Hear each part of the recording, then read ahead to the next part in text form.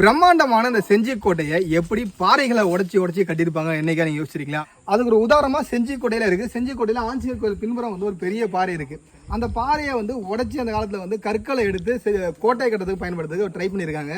சில பகுதி உடஞ்சிருக்கு, சில பகுதியை வந்து உடைக்க ட்ரை பண்ணியிருக்காங்க. அது எப்படி உங்களுக்கு காட்டுறேன் பாருங்க.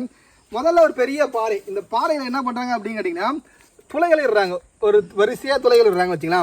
உளியையும் சுத்தியும் வச்சு ஆழமா துளைகள் இடுறாங்க. வரிசையா தெரியுது உங்களுக்கு, துளைகள் இடுறாங்க. ஒவ்வொரு துளையா இட்டு என்ன பண்ணுவாங்க, வரிசையாக்கிடுவாங்க. வரிசையாக்கினதுக்கு அப்புறம் இதுல வந்து மரக்குச்சிகளை வந்து சொல்லிடுவாங்க. பெரிய பெரிய மரக்குச்சிகளை வந்து என்ன பண்ணுவாங்க, இந்த குழிகளில் வந்து நல்லா வந்து அடைச்சி வச்சிருவாங்க. அடைச்சி வச்சதுக்கப்புறம் தொடர்ந்து இது மேலே தண்ணி ஊற்றிட்டே இருப்பாங்க. அப்படி தண்ணி ஊற்ற என்ன ஆகும் கேட்டிங்கன்னா இந்த ஒரு குச்சிகள் விரிவடையும் போது அப்படியே வந்து பார்த்தீங்கன்னா பிளவு ஏற்படும். இதோட பார்த்தீங்கன்னா பிளவு தெரியும் பாருங்க. சின்னதாக உங்களுக்கு பிளவு தெரியுதா? இந்த பிளவு ஏற்பட ஆரம்பிச்சிருக்கு. இதில் இன்னும் கொஞ்சம் அந்த ப்ராசஸ் செஞ்சுருந்தாங்கன்னா இந்த பாறை தனியாக வந்துருக்கும். இப்படி தனியாக வந்த பாறையை மறுபடியும் வந்து குறுக்கால வந்து மறுபடியும் குழிகள் இடுவாங்க. இது பாருங்க, மறுபடியும் குழிகள் மேலே இட்டுருக்காங்க பாருங்க. இது போல் குழிகள் இட்டு பாறை அவங்களுக்கு தேவையான அளவுக்கு வந்து சின்னதாக இல்லாட்டி பெருசாக வந்து கட் பண்ணி எடுத்துருப்பாங்க.